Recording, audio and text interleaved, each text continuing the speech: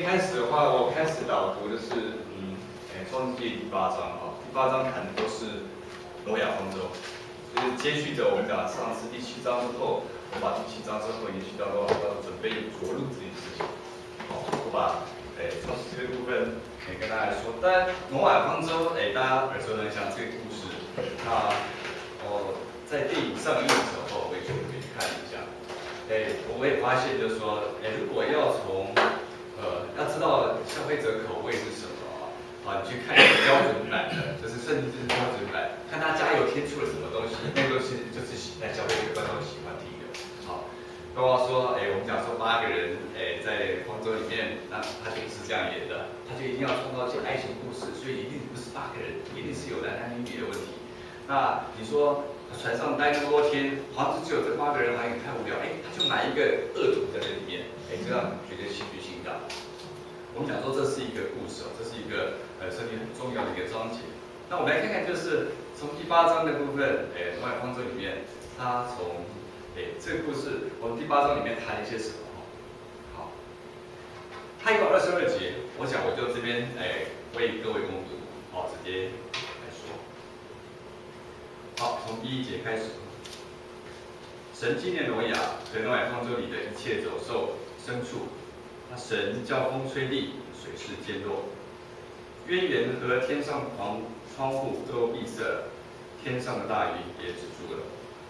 水从地上渐退，过了150天，水就渐消。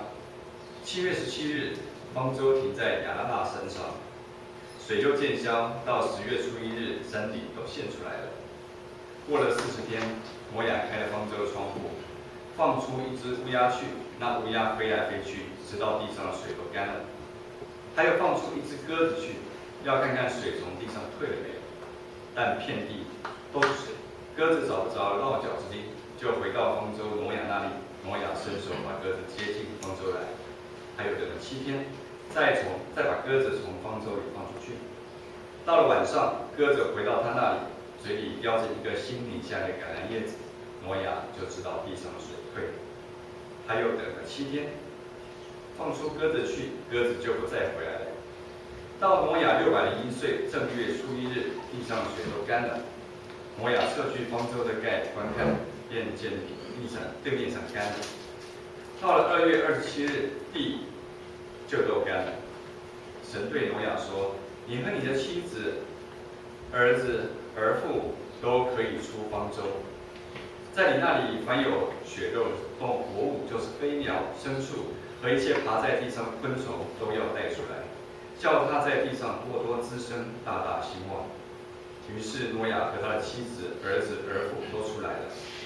一切走兽、昆虫、飞鸟和地上所有的动物，各从其类，也都出了方舟。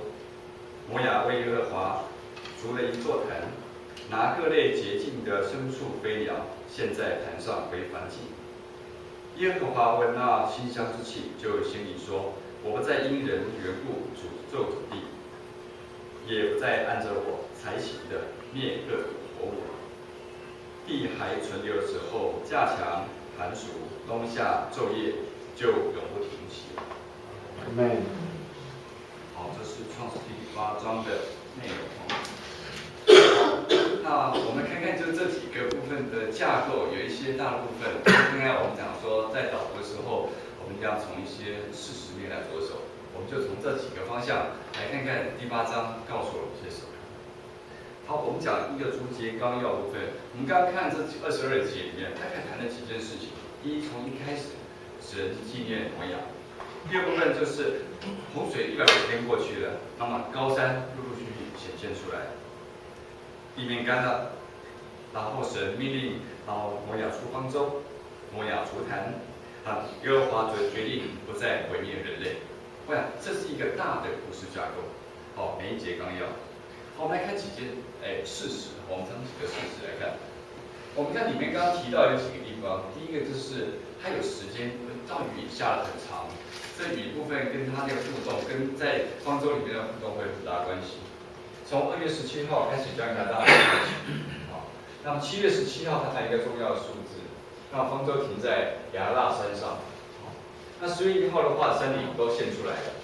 11月10号，挪亚开了方舟的窗户，1月1号地上水都干了，2月27号地就都干了。把这个整段过程来讲，大概有1年11天的部分左右。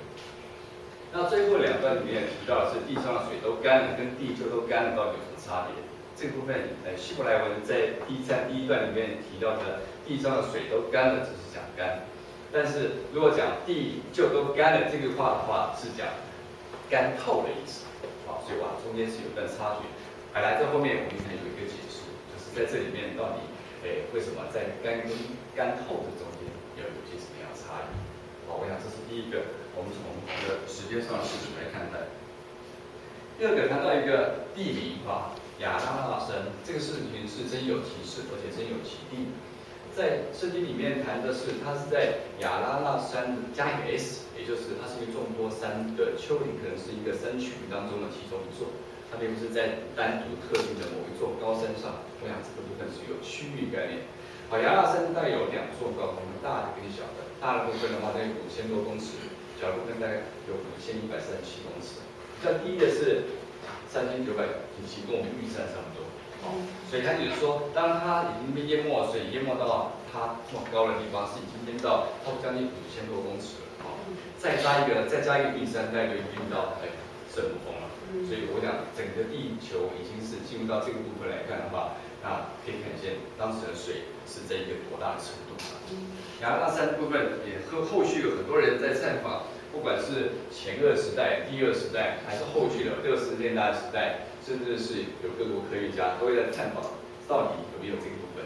现在目前可以看到，就是陆陆续续他们有一些异物，他们叫什么异物在这个身上。他们可以看到这个长宽高，还有它的大概形状，跟我们在方舟里面所描述的部分接近雷同。当然，这部分是一个现在后人都一直想要回顾当初的状况下，是不是在这里面可以找到任何蛛丝马迹，好去缅怀这些事。好，第3个事实我们看到就是挪亚先放乌鸦，然后放鸽子。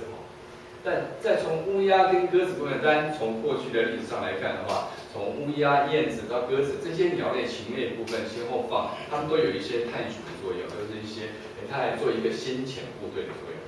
好，但乌鸦是一个可证植物它爱吃尸体跟腐败的一个植物。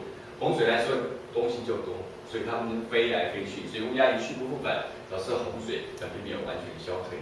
但我们大家有时候就讲说，为什么不自己先去看水干了没有，还要叫乌鸦去看？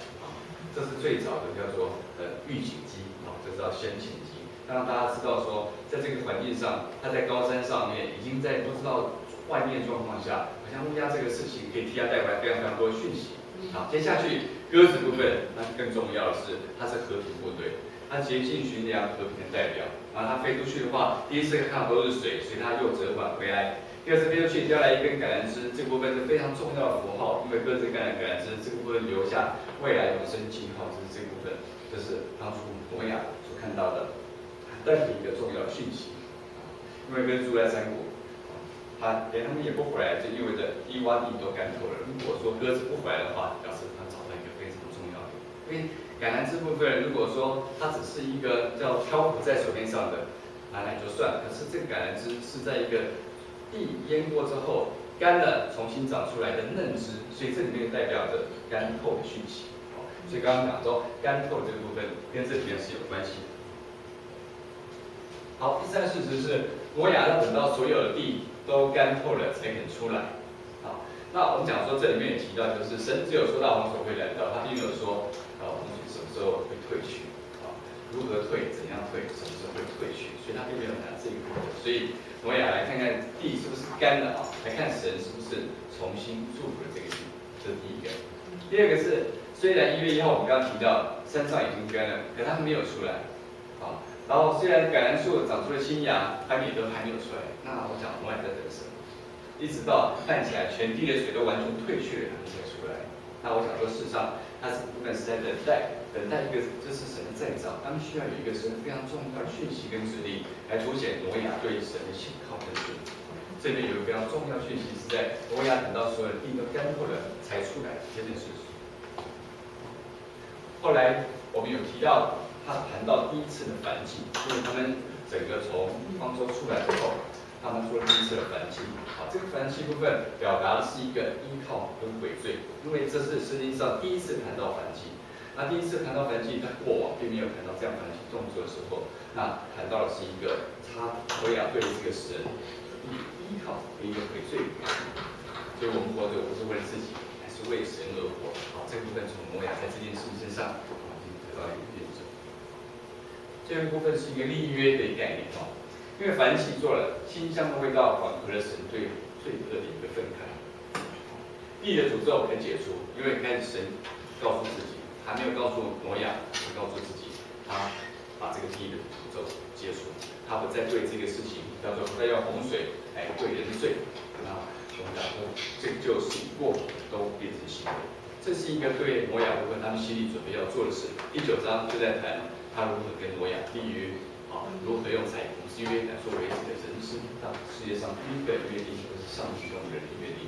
那这个部分在前端在8章里面隐藏了非常重要的讯息，就是神对挪亚这一家人，甚至对这样一切事件已经到了一个段落的时候，变成新的时候，我们需要看到。好，那接下来我想说，从这里面，因为我们在读这个章节的时候，我们很容易看到跟创世纪的第1章，可能它有一个比对作用。事实上，他在做一件事情，就是在更新这个世界。我们可以看到，第一个，神叫风吹地，水势渐弱。那我们看比照一下，第1章，神的灵运行在水面上，啊，这个事情是它有比喻。啊，纪念表这个行动是神以前承诺做的，所以我想说，神也看到了，审判已经过了，那神你们是约乐意志执行审判，就是这样的一个使用动作。那风就是个灵，啊，在这个部分过来，但是谈的是灵的部分。好，这是第一个，我们看到更新的一个动作。那从第2段里面，水从地上渐退，过了150天，水就渐消。那我们看到第1章第6节说，神说诸水之间要有空气，将水分为上下，也就是又再来一次，改造这个事情，改造这个世界。好，将天上跟地下水分去重新分别聚合起来，避免呢世界再度混乱。我想这个东西再做一个区隔。第2个。第3个部分，放出一只乌鸦去，让乌鸦飞来飞去，直到地上水都干了。看可以放进一只鸽子，看看地上水退了没有。那我们看到就是在第1章第20节时说，水要多多滋生有生命的物，要有飞鸟在地面上、天空之中。我想重新再看待这个世界的一个变化。好，最后我们可以看到第4个是，当挪亚601岁，水都干了。2月27号，地就干了。那我们看1章第10节说，神称旱地为地，那么称水的居住为海。神看是好的，就是地跟海重新再做分开。那挪亚等候神吩咐，即使干了，要花2个月耐心等候，直到干透为止。我想这里面是一个更新的一个动作。第5项，挪亚跟他妻子、儿子、儿妇都出来了，走兽、昆虫、飞鸟，跟地上所有的各从其类也都出了方舟。那么所以说，在1章24节是说，地要生出活物来，各从其类；牲畜、昆虫、野兽，各从其类，是就这样成了。也就是再把全部的分类已经从方舟出来，那等于是重新来到世界。最后，在那里凡有血肉动物，就是飞鸟、牲畜，而且爬在地上的昆虫，都要带出来，叫它在地上多多滋生，大大兴旺。一样，1章6节，神就造出大鱼，各种滋生各样生命的动物，各从其类，又告诉各样飞鸟，各从其类。神看来是好的，也就是滋生这个养，滋生把这个方舟重新看待一个新世界。刚刚这6点，我们也看到对照第1章部分，也看到这几个部分对应神从开始，也就是双头的历史，我们前面从亚当相遇到挪亚这个地方的旧历史，现目前是不是在开始更新一个新的开始？我想说，这是神对挪亚以后的时代，3个和亚伯的故事，就是我们全人类开始的故事。好，我讲以上做一个导读。